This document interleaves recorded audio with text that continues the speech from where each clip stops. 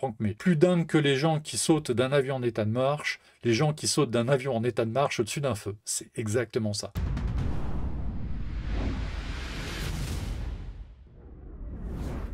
Debout là-dedans, bienvenue sur la chaise solo. Frédéric Marsal du micro, je suis journaliste pour Aérobuzz et pendant cette émission, pendant 1 heure, on va parler d'aviation. C'est parti. La semaine dernière, samedi dernier, je suis donc allé voir le grand spectacle de Gaël, le magicien, l'illusionniste qu'on avait reçu sur le Jump Seat il y a quelques semaines. Je vous mets sur le chat le lien vers l'émission pour si vous avez envie de la revoir, mais après le lâcher solo, hein, c'est gentil. Donc Gaël, voilà, il prépare son spectacle depuis au moins 2 ans, 2 ou 3 ans, voire peut-être. Techniquement, ça fait plus longtemps que ça qu'il l'a en tête, évidemment. Et donc samedi dernier, ça devait être un drôle de truc pour lui, en tout cas, c'était la grande première dans une salle de spectacle qui est assez pratique pour moi, ça va, c'est la scène musicale, donc c'est à Boulogne-Billancourt, c'est tout simplement une salle de spectacle qui s'est montée à l'endroit où avant il y avait les usines Renault, les fameuses usines de Boulogne-Billancourt, qui ont été rasées il y a une quinzaine ou une vingtaine d'années, et donc il y a cette scène musicale qui est sortie de terre. C'était la première fois que j'avais l'occasion de voir un spectacle dans cette salle, très belle salle. Une très belle acoustique, très facile d'accès. Moi, je suis venu en tramway, donc il y a juste une rue à traverser. C'est vraiment magnifique.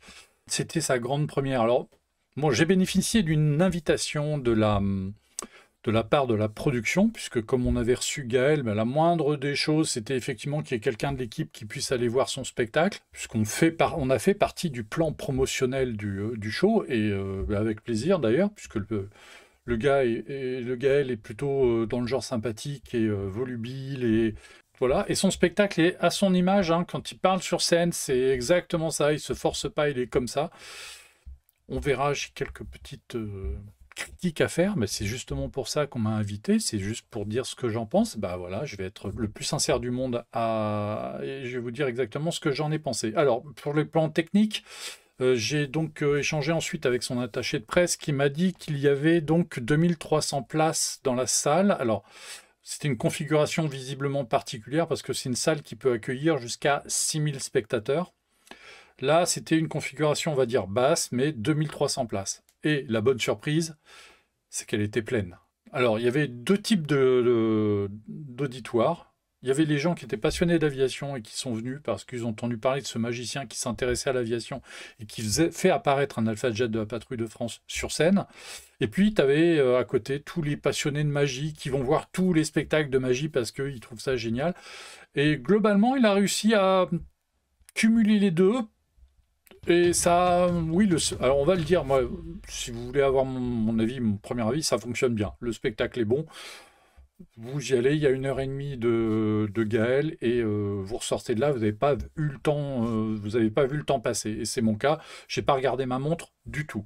Donc ça, c'est plutôt un signe. Voilà, on a chacun nos signes. Quand je commence à regarder l'heure, c'est que c'est pas bon. Là, non, aucun problème, ça s'est bien passé. Alors, 2300 places, la salle était quasi pleine. Enfin, il y avait une place de libre à côté de moi, c'est parce que j'avais demandé 2 invitations. Mais pensant pouvoir emmener mon neveu de 8 ans, et puis malheureusement, bon bref, il a eu un empêchement. Ah oui, à 8 ans, ils peuvent avoir des empêchements. C'est bête parce que je pense qu'il était dans la tranche d'âge où il se serait totalement éclaté.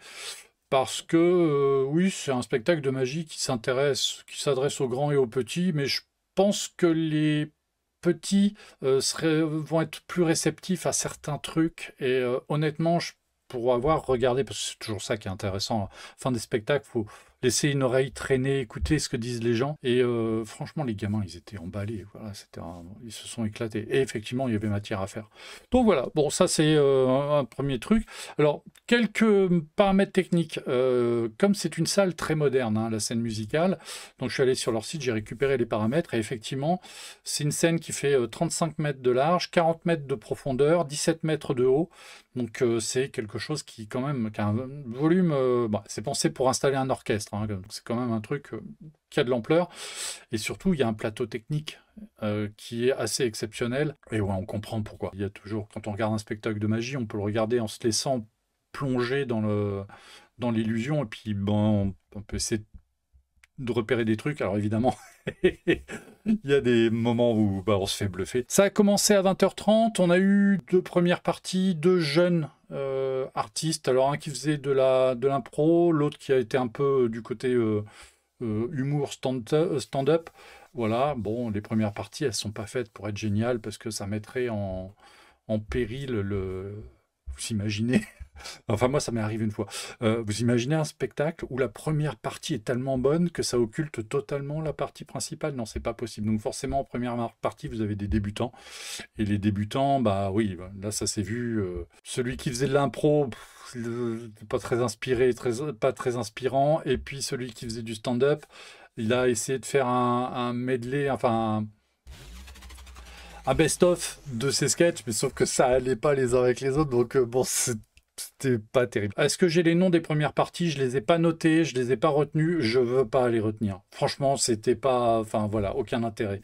Ce que j'en pense, alors, on va regarder déjà quelques images, parce que des Alpha Jet, on en a vu plusieurs. Déjà, il y a eu du placement de produits. Il y a eu 2 placements de produits que j'ai trouvé assez marrants. Alors évidemment, il y a le produit Armée de l'air. Et l'Armée de l'air avait amené un des Alpha Jet qu'elle a en stock pour ses manifestations, qui est le E1. Il est marqué 11.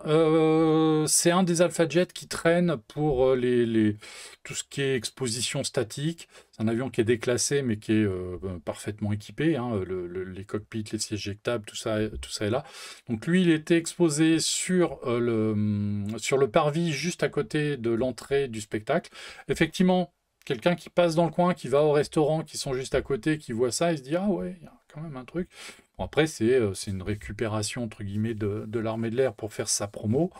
Donc l'avion était là, et puis effectivement, il y avait un autre Alpha Jet qui est apparu sur scène. Donc ça, c'est quand on y est arrivé. Et puis évidemment, voilà, le spectacle s'est déroulé. Alors, comme il nous l'avait expliqué, comme il fait un certain nombre de tours, alors il y a des tours qui sont très visibles de loin parce que c'est de la grande magie. Puis il fait beaucoup de tours avec les cartes ou avec des...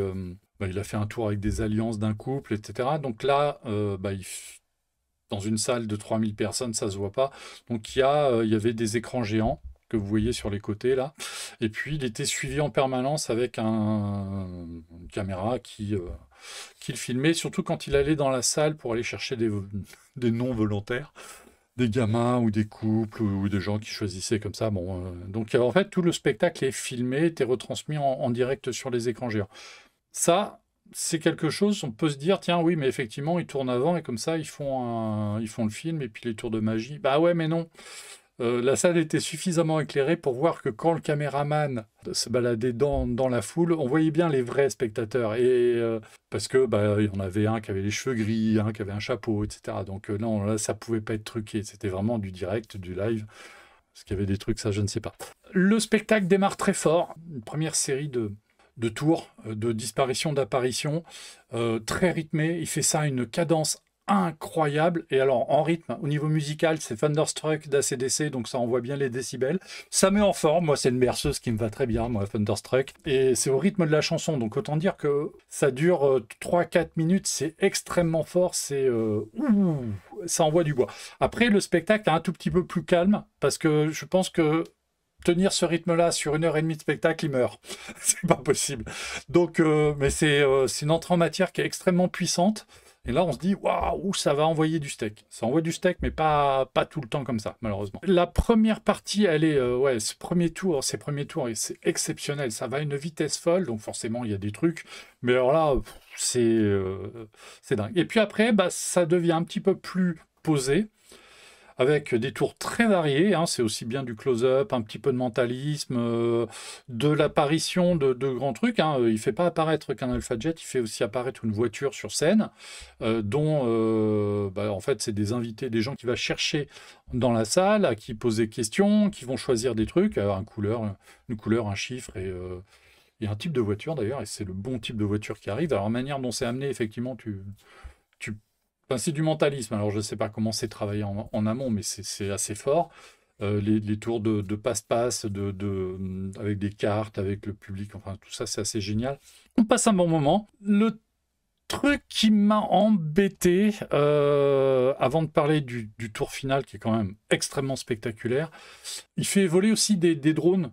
Alors ça c'est un moment qui est... Bon, bah, on voit bien que c'est des avions radiocommandés. Deux Alpha Jet qui volent en patrouille, qui voltigent en patrouille au-dessus du public dans la salle. C'était assez joli. C'était un joli moment. Et pourquoi on n'a pas fait voler 8? Bon, je sais que ça doit être trop compliqué. Puis avoir ça au-dessus de la foule aussi, peut-être qu'il y a des consignes de sécurité. Ça, une idée à creuser. Mais alors là, c'était pas de la pure magie parce qu'on a tous compris et puis on connaît tous ce système.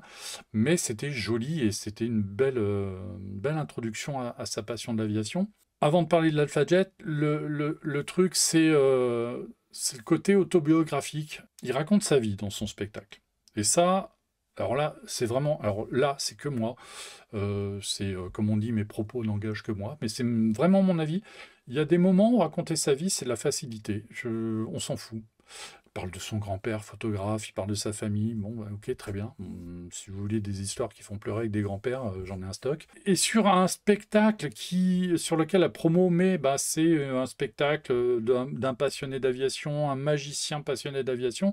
Bah, en fait, finalement, les tours autour de l'aérien, autour de l'aviation, sont pas si nombreux que ça. Alors, c'est les tours les plus impressionnants, ok, mais ça constitue pas tout le spectacle. Alors, à quel moment il a pas eu assez d'inspiration sur le volet aéronautique pour ne pas faire une continuité en spectacle, ou alors est-ce que c'est un choix pour justement ne pas gonfler les gens que l'aviation gonfle en ce moment? Ok, très bien. C'est un peu dommage. Il y a 2-3 trucs que j'ai trouvé très dommages, notamment, par exemple, sur le tour de la bagnole. À plusieurs reprises, il nous parle de sa première voiture, qui était une Clio jaune de la Poste, très rigolo. Moi, j'ai rêvé tout le spectacle qu'il nous la fasse apparaître sur scène, plutôt c'était une Cobra, une belle voiture, tout ça. Moi, je m'aurais fait délirer qu'il me fasse apparaître la voiture de quand il était jeune, plutôt que cette belle voiture. Ouais, il y a des trucs. Et dans sa bio, ce qu'il nous avait raconté sur l'émission, c'est que lui a vécu en tant que passionné d'aviation un traumatisme, c'est-à-dire qu'il s'est retrouvé dans un avion de ligne, un jour où il y a eu un incident grave, des turbulences graves, et l'avion a été dérouté avec une panne moteur. Alors, il en fait des caisses sur le fait que, ah oui... il a eu peur de mourir, tout ça, mais c'est vrai que dès qu'il y a un problème dans un avion, les titres des journaux vont interviewer Madame Michu, et Madame Michu dit « Ah, j'ai cru que j'allais mourir ». Bon, après, c'est vrai qu'une panne de réacteur, ouais, c'est stressant, mais il y en a deux. Bon, voilà.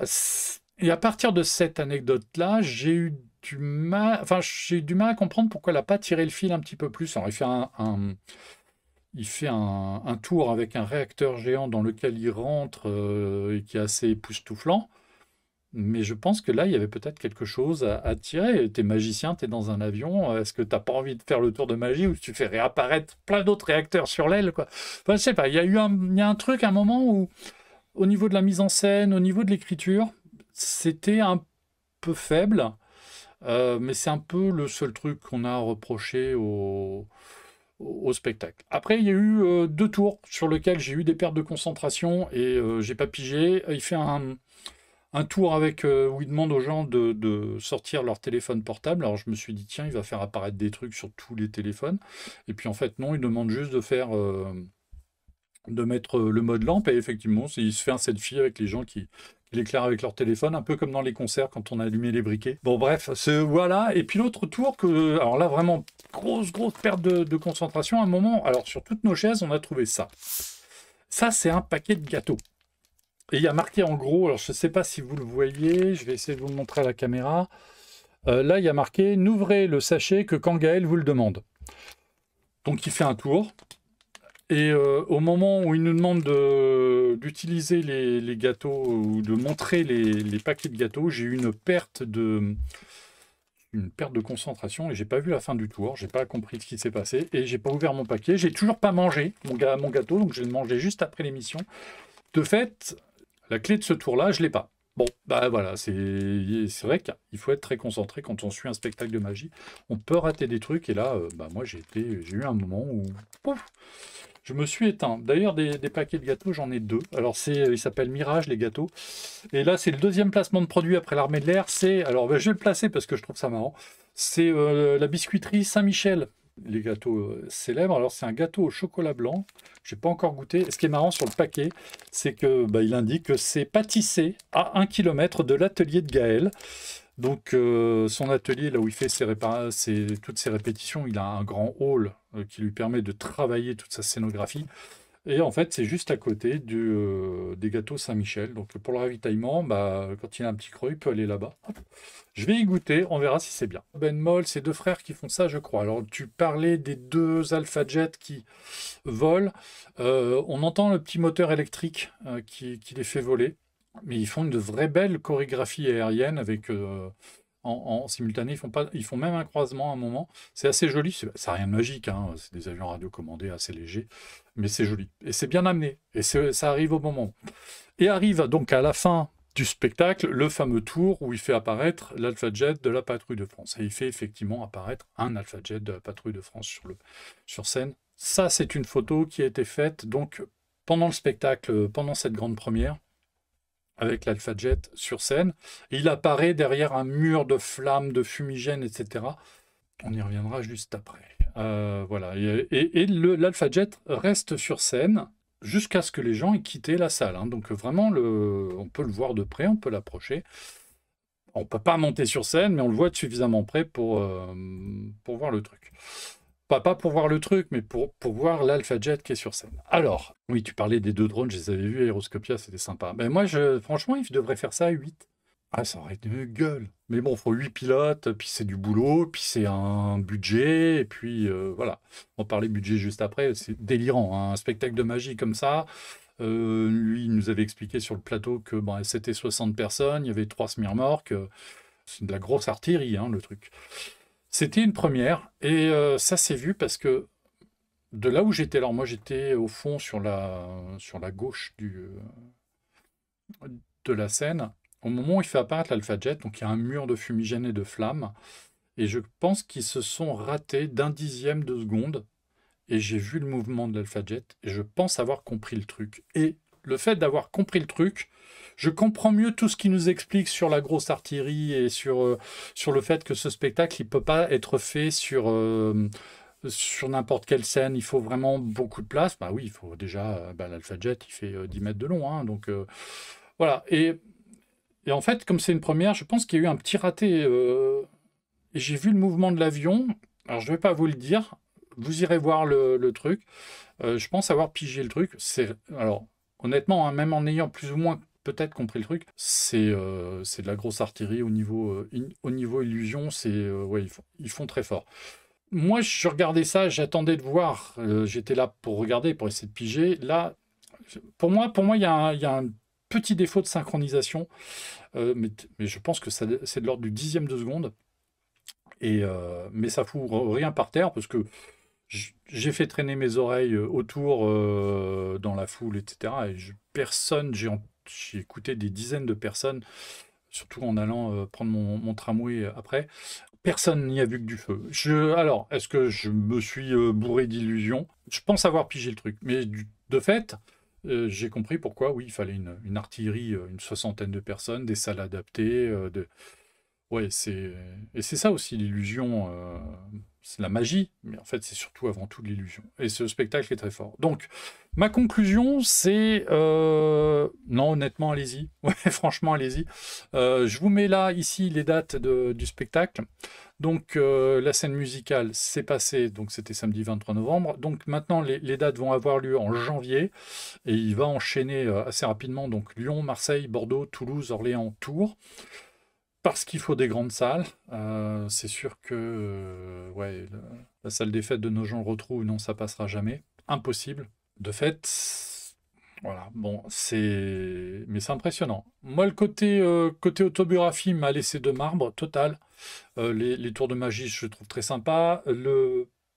Dans son écriture, dans l'écriture de ses textes à lui, dans son jeu de comédien, il y a beaucoup de choses à faire en amélioration. Il doit travailler encore, mais c'était une première. Alors voilà, moi quand j'étais assis en attendant, parce que j'avais que ça à penser pendant les premières parties, j'essayais d'imaginer dans quel état il peut être. Ça fait des années qu'il bosse ce truc-là, c'est la grande première, il n'a pas le droit de se rater. Ça doit être un moment de stress abominable, c'est affreux. Horrible. Et puis derrière, tu as des gens qui, comme moi, vont dire, bah ouais, mais le côté autobio, j'ai pas aimé. Ça doit être vexant. Alors, non, honnêtement, voilà. Quand Major Boyington, tu dis bien, mais sans plus alors, non, c'est bien. Franchement, c'est bien. Simplement, moi, j'ai des biais cognitifs qui font que le côté autobiographique, moi, en général, ça me laisse de marbre. C'est pour ça que je vais pas voir les spectacles comiques où tu as le mec qui arrive sur scène qui est «Ah, je suis né en banlieue, tout le monde est mort de rire». Oui, bon. Non, voilà, ça m'en touche une sans faire bouger l'autre, mais c'est moi. Et Monori qui dit «Qu'as-tu contre Nogent-le-Rotrou ?» J'ai rien contre Nogent-le-Rotrou, j'y suis né. Voilà. Donc c'est pour ça que le gars qui débarque en disant «Ouais, je suis né en banlieue», bah moi je peux faire un sketch encore mieux en disant bah moi je suis né à Nogent-le-Rotrou, vous savez pas où c'est normal. Et alors, pour devenir passionné d'aviation, quand on est né à Nogent-le-Rotrou, je vous garantis, il y a de quoi faire un spectacle. En tout cas, avec ton retour, ça me donne envie d'y aller. Ouais, honnêtement, deux choses. Moi, Frédéric Marsali, passionné d'aviation, 53 ans. Bon, je suis peut-être pas forcément le cœur du cible. Là où j'ai un énorme regret, mais vraiment, c'est que Valentin, 8 ans, n'était pas avec moi. Parce que lui, se serait éclaté comme une bête. Parce que là, si vous avez des gamins qui ont entre 5 et 10, 12 ans, ils vont adorer. Mais vraiment.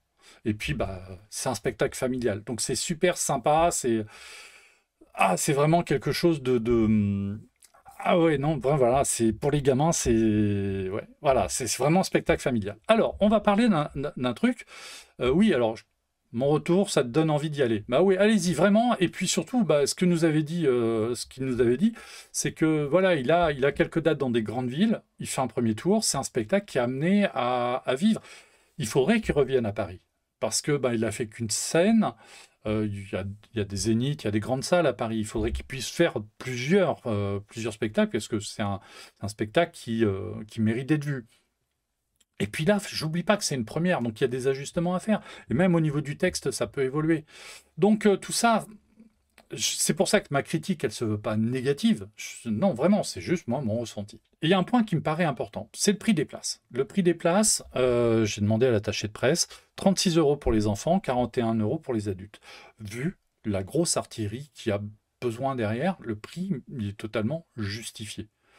Grande salle, 60 rodis, vous imaginez, c'est 60 salaires, quoi. Hein. Donc, surtout des gens qu'il aura fallu briefer avant pendant des semaines pour la construction du spectacle, et ils n'ont pas le droit de se rater. Sur scène, il est seul avec 3 assistantes, plus un comédien qui agit à plusieurs... et qui a un rôle très important à jouer dans l'histoire, qui est vraiment sympa. Enfin, il y a des passages qui sont franchement drôles. Oui, alors bah voilà, il faut que la tournée soit réussie.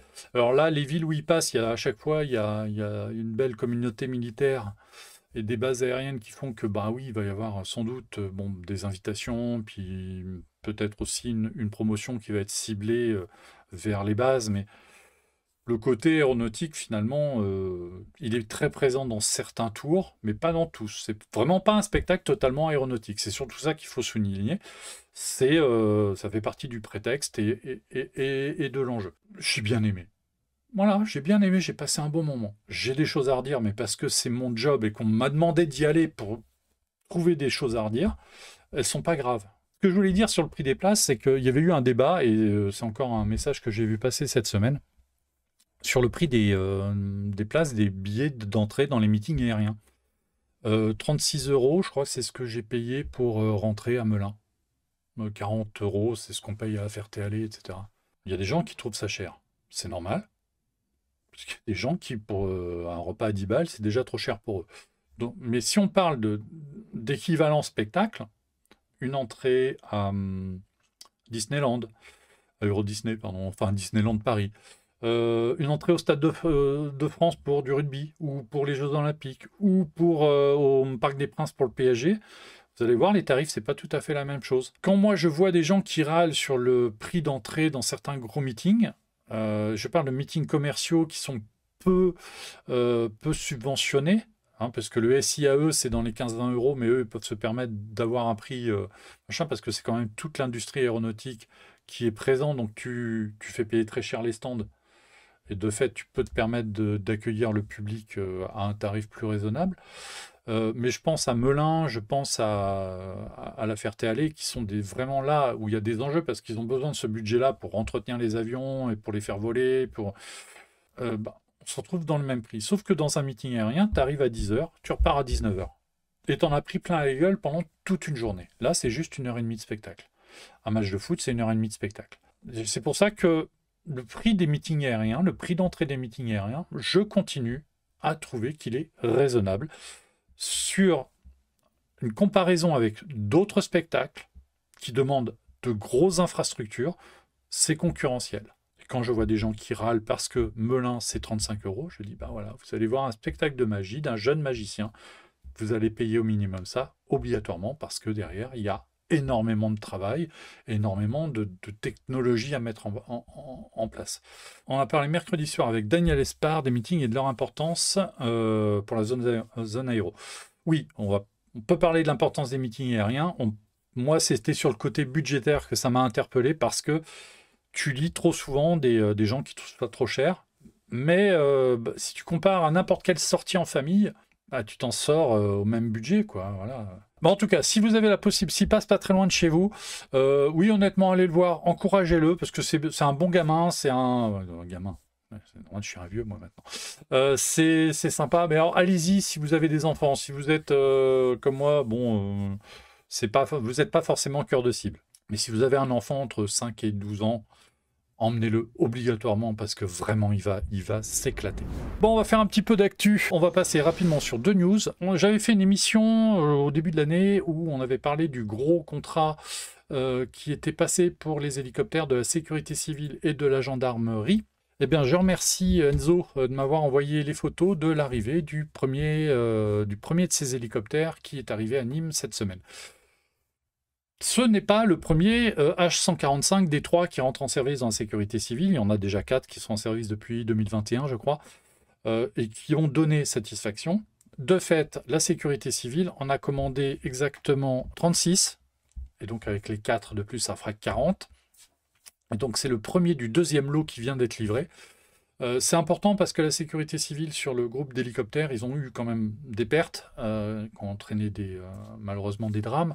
Mais ces hélicoptères perdus là manquent aujourd'hui pour assurer toutes les permanences. Et il y a des bases qui ferment parfois temporairement parce que l'hélicoptère est en maintenance ou doit être relocalisé sur une autre base où il y a une actualité particulière. Donc, le fait que la sécurité civile remonte en puissance avec des hélicoptères neufs, c'est quand même quelque chose.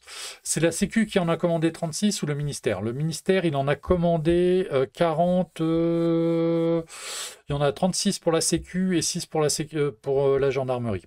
J'ai pas noté le truc. Donc il y en a un peu plus de 40 qui ont été commandés, 36 sécurités civiles, qui vont aller en plus des 4 qui ont été déjà commandés et livrés, et 6 qui iront à la gendarmerie, et la gendarmerie aura aussi des H160 qui vont arriver, ou qui sont en train d'arriver d'ailleurs, il faudra que je regarde ça. Donc c'est une grosse commande, les livraisons vont s'étaler jusqu'en 2029, il est prévu qu'on aille voir de près 7 hélicoptères. Alors pour l'avoir vu de près, pour en avoir discuté avec les équipages de la sécurité civile que j'ai pu interroger sur la machine en sont très contents, aucun problème, et il est d'ailleurs de fait affecté principalement aux bases de montagne actuellement, parce qu'il est plus sécure, il est plus puissant, et donc il est plus efficace en montagne, qui est quand même un des milieux les plus difficiles sur lesquels ils ont à intervenir. C'est une bonne nouvelle, ça veut dire aussi que les EC145 vont commencer à partir à la retraite d'ici quelques temps. Il faut que d'abord les premiers H145D3 comblent les trous, et au moment où ils vont être en surnuméraire, ils vont pouvoir commencer à dégager les 145. Il y a des 145 qui ont déjà plus de 10 000 heures de vol, ce qui est un chiffre assez remarquable, même si certains sont en service depuis quasiment 25 ans maintenant. Donc voilà, donc le premier de la grosse commande est arrivé dans les temps, et c'est pas plus mal. Merci Enzo pour la photo et pour l'info. Début d'année, on avait parlé de ça, je vous avais montré ça, on avait longuement évoqué le sujet. Voilà, des nouvelles d'Amelia Earhart. Puis on avait parlé aussi du retrait du 727 M-Star dont je ne me remets pas. La société Deep Sea Vision avait annoncé donc début d'année, janvier-février, qu'ils avaient découvert une trace au sonar qui, dans une zone où ils faisaient leurs recherches, Alors, je vous renvoie vers l'émission. Ils partent d'une hypothèse que le navigateur n'aurait pas pris en compte la date, la ligne de changement de date pour vérifier ces éphémérides dans le cadre d'une navigation aux instruments, enfin, pardon, une navigation stellaire par rapport aux étoiles. Et c'est effectivement, si on ne prend pas les éphémérides de la bonne date, bah, on décale la nave de beaucoup. Donc, ils ont fait des explorations autour d'une île qui aurait pu être un endroit près duquel l'avion aurait pu tomber. L'avion était un Lockheed 10E, donc un petit bimoteur. Et en faisant leurs recherches, ils sont tombés sur cette forme qui, effectivement, rappelle celle d'un avion. Peut-être un bimoteur. Surtout, ils avaient fait des analyses de taille et ils en étaient arrivés à la conclusion que c'était quelque chose qui avait la taille d'un Lockheed. Et on en était resté là. Ils avaient quand même communiqué tout azimut sur le truc, sans donner ni la profondeur ni l'emplacement exact de la découverte. Et donc cette semaine, ils ont publié cette photo qui représente le même endroit, mais en meilleure définition. Et malheureusement, c'était un rocher. C'était pas du tout un avion. Donc, la conclusion, c'est que pour l'instant, Amelia, on continue à la rechercher. Alors peut-être qu'on trouvera l'avion dans ce coin-là, parce que leur hypothèse, elle n'est pas totalement, absurde. C'est un faux. La semaine dernière, on a parlé des fausses bonnes idées. Là, c'était un faux espoir. Mais n'empêche que faire des images comme ça à, je ne sais pas quelle profondeur ils sont, mais ça doit être 3-4 000 mètres facile. Ça m'impressionnera toujours. On va parler d'un. Alors, je reviens en arrière sur l'émission qu'on a fait il y a 3 semaines, où on avait parlé du sauvetage du Catalina qui avait servi pour le tournage du film Always de Spielberg, film culte pour certains d'entre nous. Donc on avait parlé des avions qui avaient tourné dans ce film qui était signé Spielberg quand même. Et comme je le dis à chaque fois, c'était pas un très grand Spielberg, mais de fait, c'est quand même un très bon film, et en tout cas meilleur que bien d'autres. Et donc, on avait passé en revue les différents avions qui avaient participé au film, qui relevaient d'une compagnie qui s'appelait Lynch Air Tanker. Et j'avais donné des nouvelles du Tanker 59 qui avait été utilisé en vol, qui était immatriculé N4818 Echo, qui a été utilisé par Lynch de 1978 à 2001. J'avais dit qu'il avait été modifié en B26K, mais non, en fait, j'ai vérifié ensuite, et non. Il était prévu pour être transformé en B26K, mais en fait, il fait partie des avions qui n'ont pas été modifiés. Donc, il était stock. Il a été modifié en STOL 26 par Lynch, mais pas plus. Il a été restauré en état de vol. Il a volé jusque dans les années 2010 au sein du Marine Aviation Museum de Houston, Texas. Il est donc en état de vol. Et il aurait été revendu en 2017. En 2017, il est revendu chez Arbroath Incorporated à Wilmington dans le Delaware. Et donc, on en était resté là. En fait, cette semaine, je suis tombé sur un article d'un site web lié à l'actualité des Warbirds, alors Historic Aviation, je crois. Et justement, ils ont fait un focus sur ce A26-là. Donc, on sait où il est. Il est à Missoula. Alors, Missoula, comme ça, c'est un peu comme Nogent-le-Rotrou, on ne sait pas trop où c'est. Missoula, c'est une petite ville du Montana. Alors, une petite ville, 73 000 habitants. Oui, c'est de la taille de Chartres, je pense, quelque chose comme ça. Donc, une belle préfecture française. Là-bas, c'est un bled. 73 000 habitants, ceci dit, elle est très connue pour les amateurs de bombardier d'eau parce que vous avez à l'écran l'aérodrome, qui est aussi un aéroport. Vous avez ici la partie aéroport qui permet d'avoir des liaisons avec Seattle, avec Boston. Enfin bon, il y a quand même quelques lignes régulières qui y vont parce que c'est au milieu de nulle part.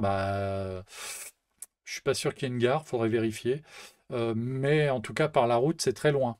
C'est très très loin. Puis surtout, c'est de la route de montagne, donc c'est très compliqué pour y aller. Missoula, c'est la ville natale d'un garçon qui s'appelle Jason Lamy-Chapuis. Je ne sais pas si ce nom vous dit quelque chose. Et Jason Lamy-Chapuis, il est sportif de très haut niveau.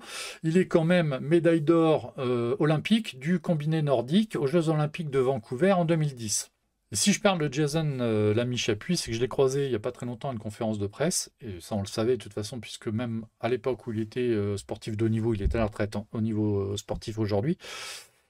Il est reconverti dans un truc qui nous plaît bien. Il est OPL chez Air France. Monsieur est devenu pilote de ligne. C'était un passionné d'aviation. Alors, il est né à Missoula. Il n'y a vécu que 4 ans, donc je ne pense pas qu'il ait eu une influence dans sa passion de l'aviation, de l'activité qu'il y a sur cet aérodrome. Mais sur cet aérodrome, il y a une activité aéronautique qui est extrêmement intéressante. On va vous le montrer. Alors ici, vous avez ce qu'on appelle une base de smoke jumper. Les smoke jumpers sont des pompiers parachutistes qui sont largués dans les zones où se déclenchent des feux et dont le job est de tailler à la tronçonneuse des coupe-feux. C'est-à-dire qu'on les débarque dans une forêt au milieu de nulle part et ils vont raser une partie des arbres, les dégager de façon à ce que quand le feu arrive, il n'aille pas plus loin. C'est un boulot de taré. À une époque, c'est quelque chose qui est né pendant la Seconde Guerre mondiale, ce sont les objecteurs de conscience qu'on envoyait comme smoke jumper, donc des gens qui, par conviction personnelle, refusaient de porter les armes, et on les envoyait lutter contre les feux, pas totalement débile. Et donc aujourd'hui, les smoke jumpers, c'est des aventuriers, c'est des gens qui font ça parfois en saisonnier. C'est un métier casse-gueule. Il y a la chute, ils sont parachutés. Alors les avions, c'est des Sherpas. À une époque, c'était des Basslers. Mais c'est des, voilà, Franck, mais plus dingue que les gens qui sautent d'un avion en état de marche, les gens qui sautent d'un avion en état de marche au-dessus d'un feu. C'est exactement ça. Et le boulot est dur parce que quand ils partent au milieu de la verte, ils partent pour plusieurs jours parce qu'on les largue à des endroits où il n'y a pas de route. Alors, il n'y avait pas aussi des prisonniers. Non, pas. Alors, je pense pas. Il y a eu des programmes où des gens qui étaient internés dans des prisons faisaient ça, mais c'était pas dans des zones aussi isolées que les smoke jumpers. Il faut bien se rendre compte, et notamment au Montana, vous avez des massifs forestiers qui font des centaines de milliers d'hectares. Il n'y a pas une route, il n'y a pas une maison, il n'y a rien. Donc, quand vous êtes largué là-bas, il faut rentrer à pied. C'est une semaine de marche. Enfin, je déconne à peine, hein.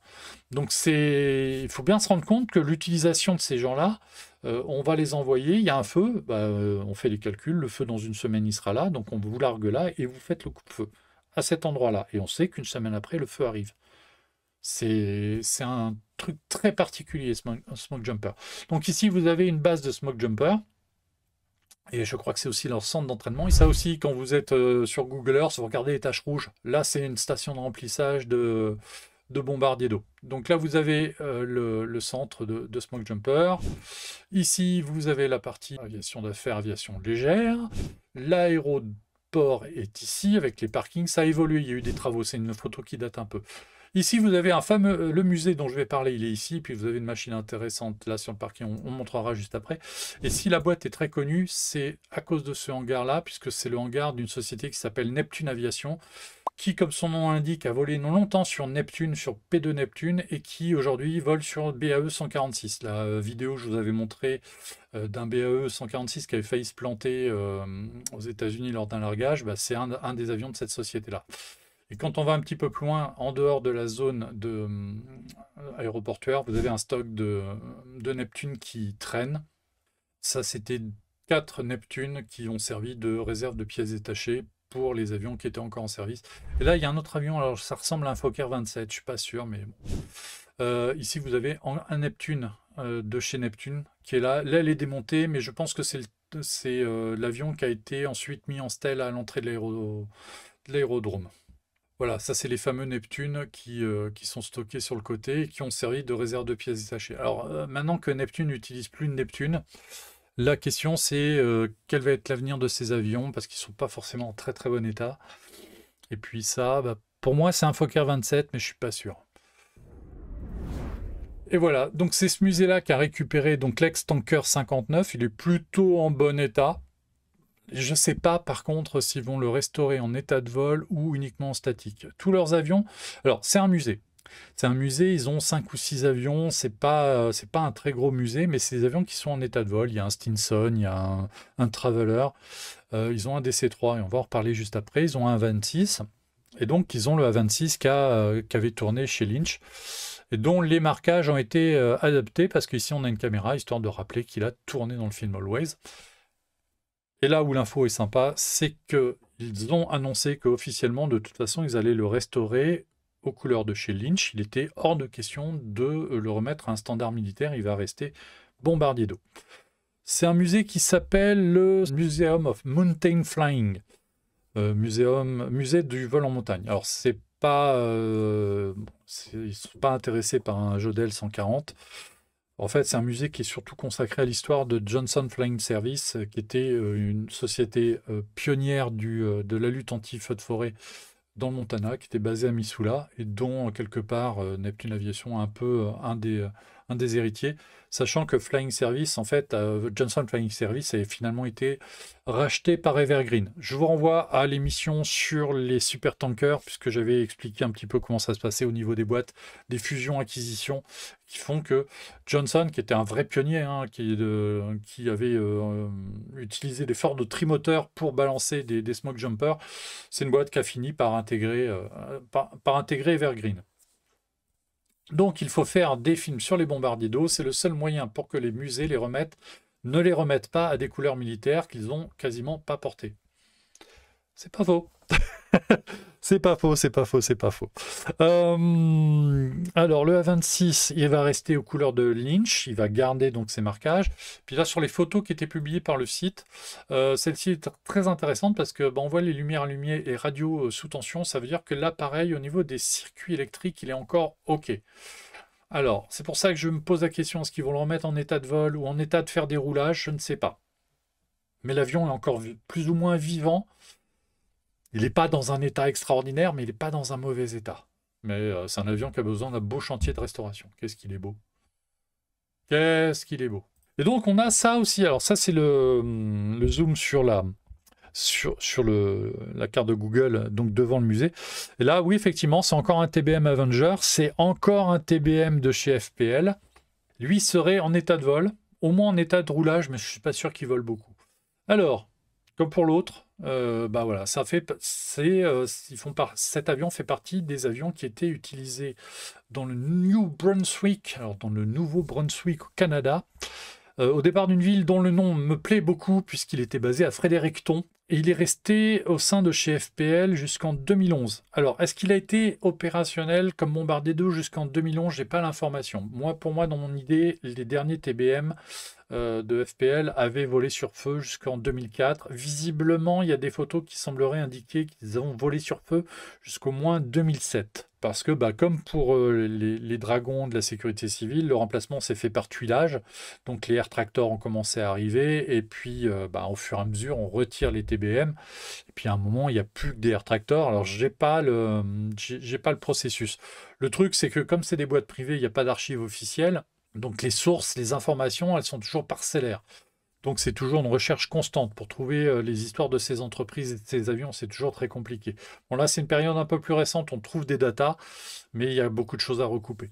Alors l'histoire de ce TBM là en particulier, elle est intéressante. C'est un avion qui a été construit par l'US Navy en 1945, pareil, il n'a sans doute pas convaincu, sans doute pas combattu.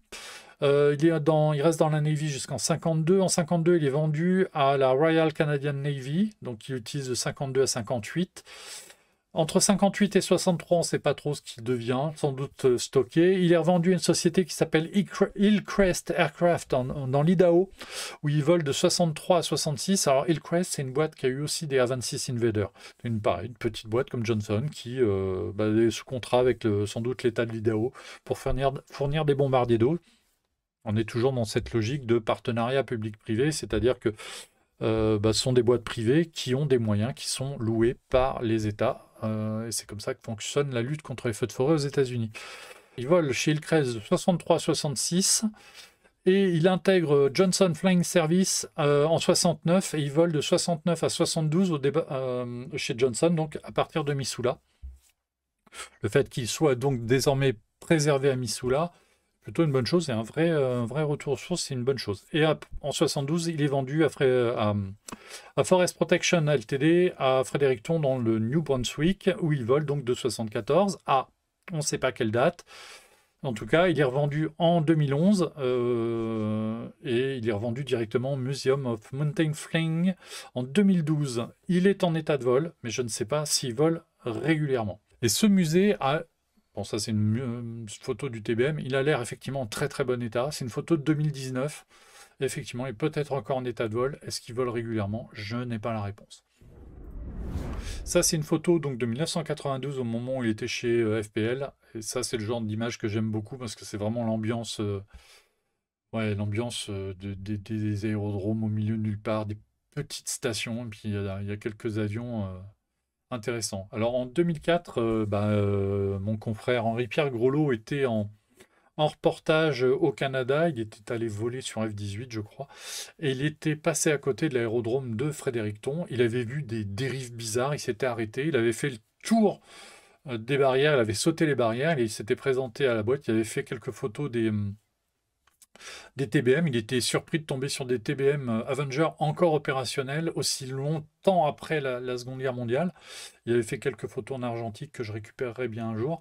Euh, voilà. Ouais, c'était pas très connu, mais ces avions-là ont des carrières qui ont duré 60 ans. Malgré tout, beaucoup de musées la remettent aux couleurs de l'US Navy, alors que certains ont combattu seulement quelques mois. La guerre du Pacifique, c'est 3 ans, la guerre des feux, c'est 60 ans. Voilà. Alors bon, mais effectivement, il y a des choses qui sont plus vendeuses que d'autres. Et on va terminer là-dessus. L'avion marquant de ce musée, bah oui, c'est un DC-3. Pardon, un C-47.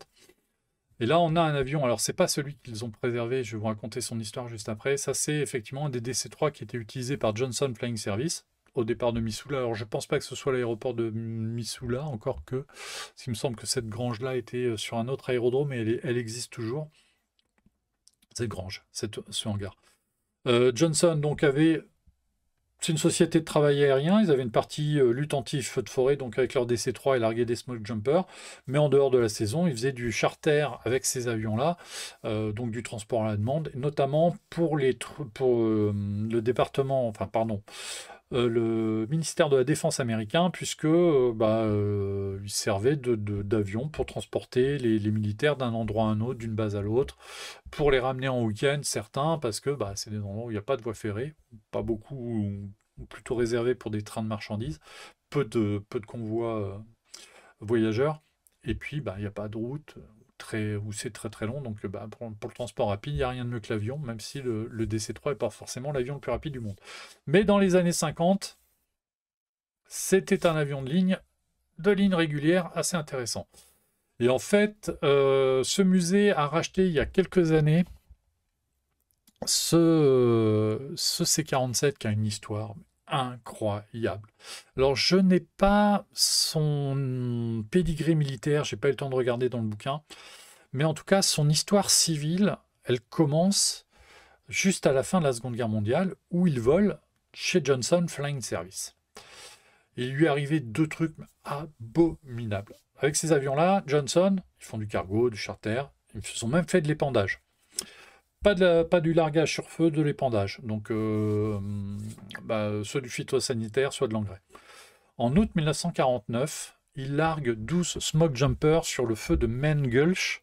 Alors, je n'ai pas regardé où c'était, mais ça ne devait pas être très loin de Missoula. Et les 12 smoke jumpers qu'ils ont largués sont tombés sur un feu plus virulent que prévu. Ils se sont fait bouffer par le feu. Il n'y a eu aucun survivant. C'est cet avion-là qui les avait largués. Donc là, bon, déjà, c'est pas le genre d'histoire très marrante, mais malheureusement, ça fait partie du job. Les smoke jumpers, il y a des pertes très régulières. La dernière, elle doit dater de 2012. C'est 17 pompiers qui étaient comme ça. Alors, ils étaient peut-être pas arrivés par parachute, mais je crois que c'était dans le Nevada, qui se sont fait coincés par un feu. Ils y sont tous restés. Donc oui, les gars qu'on envoie dans la verte au milieu de nulle part, c'est un job, c'est un vrai job, très dangereux. Et alors, à cet avion, il lui est encore arrivé une autre tuile, mais monstrueuse. Le 22 décembre 54, il est victime d'une panne moteur au cours d'un vol. Alors, c'est du côté de Pittsburgh, en Pennsylvanie. Et l'avion tombe en panne, et là, il y a 25 passagers, je crois, à bord, quelque chose comme ça. Et là, ils n'ont pas d'autre solution que de se poser droit devant, et ils se sont posés dans une rivière. Ils ont tous survécu à l'amérissage, un petit peu comme l'Airbus de l'Hudson. Un endroit où la rivière devait être assez large, mais surtout, ça se passait en décembre. Et en fait, il y a le commandant de bord et 9 passagers qui ont tenté de rejoindre la rive à la nage. Tous les 10 ont essayé de traverser et de rejoindre la rive. Et ils se sont noyés parce que l'eau devait être glaciale. Et donc, dans une eau glaciale, le temps de survie est très très court quand on n'est pas habillé d'une combinaison étanche. Tous ceux qui sont restés sur l'aile du DC-3 ou sur le fuselage qui devait émerger parce que l'avion n'a pas coulé, ont survécu. Et l'avion a été sorti du lac, enfin de la rivière, comme le montre cette photo. C'est une photo d'archive du futur Miss Montana qui est sorti de la Monongahela River après son crash en 1954. L'avion a été restauré, a repris du service. Au moment où Johnson est racheté par Evergreen, Evergreen ne reprend pas le DC-3, donc ils le revendent à une autre société. Je ne sais pas trop ce qu'il est devenu à ce moment-là. Et c'est un pilote qui volait pour United, je crois, et qui était originaire de Missoula, qui, en se posant à Memphis, avait repéré ce DC-3 qui était délabré dans un coin, un peu abandonné, et qui s'est intéressé à son histoire. Et quand il a découvert que ce DC-3 avait un lien réel avec sa ville natale, avec Missoula, il s'est mis en tête de l'acquérir. Il a levé des fonds à Missoula pour acquérir l'avion. Il a réussi à l'acquérir. Ils l'ont transporté à Missoula. Ils l'ont restauré. Il était en état de roulage. Et un jour, vers 2016, il a été restauré en état de vol parce qu'il a fait partie des avions qui ont traversé l'Atlantique en 2018 pour arriver en France aux commémorations du 75e anniversaire du débarquement. Et ça, c'est un des vols. Il est pris au décollage dans un des vols de préparation de cette traversée de l'Atlantique. Donc c'est un avion qui a été vu en France. Alors évidemment, cette manip, elle a tourné au désastre pour les spotters, en France notamment, parce que les avions n'étaient pas très accessibles, mais c'est un avion dont on a des images en France, qui a survolé la France. Il était aux marques de Johnson Flying Service. Et il est devenu Miss Montana il n'y a pas très très longtemps, parce qu'en fait, le directeur actuel du musée, qui est le fils de ce pilote qui est allé le rechercher, l'a baptisé Miss Montana du nom du B-25 de son grand-père. Donc c'est une famille d'aviateurs, hein, faut pas chercher. Le grand-père, donc qui était le beau-père du fondateur du musée, avait volé dans le Pacifique sur B-25. Comme il était originaire de Missoula, il avait baptisé son B-25 Miss Montana. Et c'est pas n'importe quel B-25, c'est un H ou un G qui était équipé d'un canon de 75 mm. Donc c'était un appareil qui était utilisé prioritairement pour des missions d'attaque anti-navire. Alors c'était pas extraordinairement efficace parce que la cadence de tir du canon n'était pas extraordinaire, parce que c'était quasiment du rechargement manuel, si je me souviens bien. Mais alors si ça faisait un coup au but... C'était de la grosse artillerie. Voilà, il y a eu quelques B-25 comme ça modifiés avec des gros canons. Les deux mitrailleuses qui sont là servaient à faire du guidage de tir. Hein. À mon avis, là on mettait que des traçantes et ça permettait d'ajuster le tir. Mais voilà, donc le Miss Montana, le DC-3, il s'appelle Miss Montana. Bah, c'est un peu apocryphe parce que en fait, il est inspiré d'un B-25.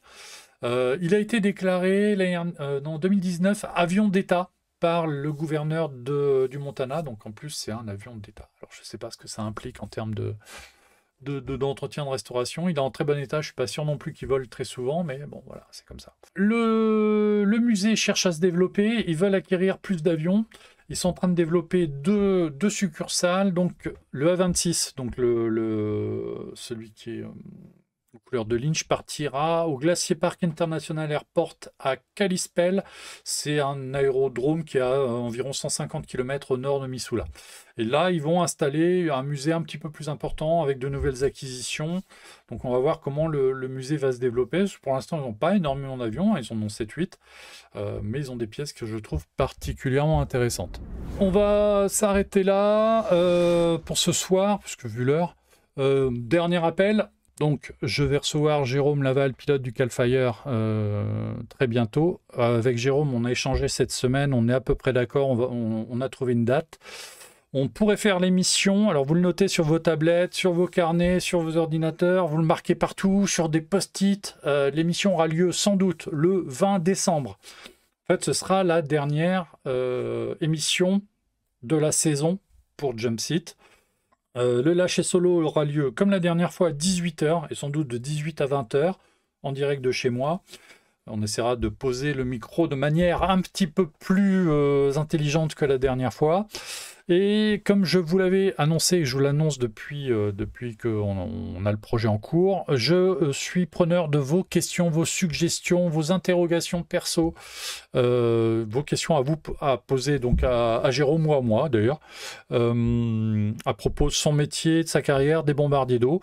Voilà l'adresse mail à laquelle vous pouvez envoyer vos messages. J'en ai reçu quelques-uns et je vous garantis que vraiment les questions sont intéressantes et pertinentes. J'en ai déjà pas mal, sans doute de quoi déjà alimenter l'émission, mais je suis sûr que vous en avez d'autres. Après, bah écoutez, c'est simple, hein, ce sera comme ici, il y aura un chat, il y aura des questions à poser en direct avec Jérôme. Moi, on va sans doute préparer quelques photos, des choses comme ça, parce que j'ai un certain nombre de photos en amont, et ce sera facile de pouvoir mettre en lien une image avec la question en question.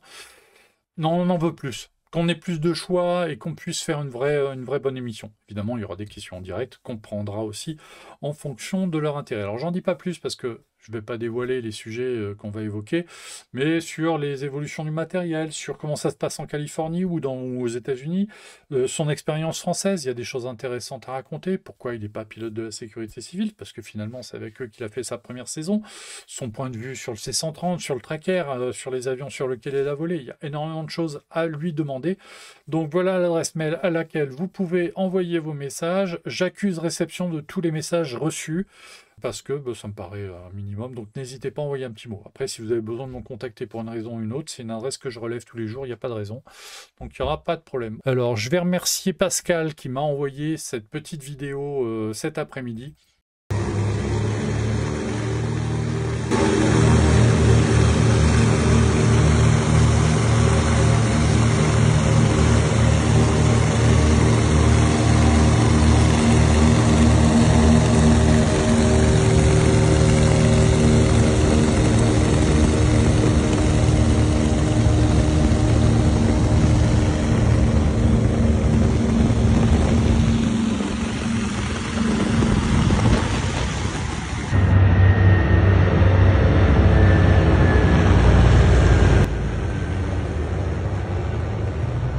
C'est un joli Catalina, donc au décollage sur l'eau. Alors, c'est peut-être dans le Colorado, mais je m'avance peut-être. Il est très beau cet avion. Bah, cet avion sur l'eau, alors c'est Pascal Gabi qui me l'a envoyé tout à l'heure. Alors Gabi m'envoie des vidéos tous les jours.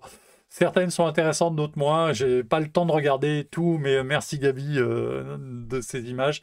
Celle-là, elle est jolie. C'est un avion que je connais bien en fait, parce que c'est l'ancienne princesse des étoiles qui a été vendue il y a quelques années aux États-Unis. Nous, on l'a connue comme ça. L'immatriculation est 97-67. C'est un avion qui a une histoire géniale. C'est un avion qui a coulé un U-boat en 1944. C'est le Catalina de l'opération Okavango avec Nicolas Hulot. C'est le Princesse des Étoiles de Franklin Deveau. D'ailleurs, Franklin Deveau avait écrit un livre sur la passion de son avion. Pourquoi ils l'ont repeint? J'ai pas la réponse. Surtout à des couleurs, je sais pas si elles sont authentiques, j'ai pas regardé. Mais en tout cas, l'avion vole toujours, il fait un joli bruit. Et cette photo-là, c'est une photo que j'ai faite, moi, Biscarrosse, en 2018, puisque l'avion était sur l'eau et venu poser sa coque. Et des Catalina sur l'eau, on n'en voit pas si souvent que ça. J'ai la chance d'en avoir vu, de l'avoir bien photographié. C'est un avion que j'aimais bien, qui est parti. Alors évidemment, il y a les Anglais qui en ont un et qui lui ressemblent beaucoup. Donc bon, ça va, on voit des Catalina en meeting encore régulièrement, heureusement. Mais c'était bien. Alors voilà, il vole aux États-Unis. La vidéo est sympa. C'est un avion qui me rappelle des souvenirs. J'essaierai de retrouver les photos parce que en fait, à l'époque, c'était en 2003-2004, il était basé à Orly et j'étais allé le nettoyer après un point fixe. Il y avait de l'huile partout. C'était dégueulasse, mais qu'est-ce qu'on s'était marré ce jour-là. Un chouette avion de Catania. Ouais, trop classe comme avion. Voilà, écoutez, c'est tout pour cette semaine. La semaine prochaine, comme d'hab, je ne sais pas encore de quoi on va parler. On verra ça avec l'actu.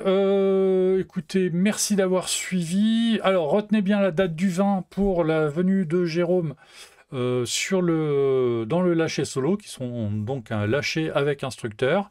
Et écoutez, je vais vous souhaiter un très très bon week-end et je vous dis à la semaine prochaine.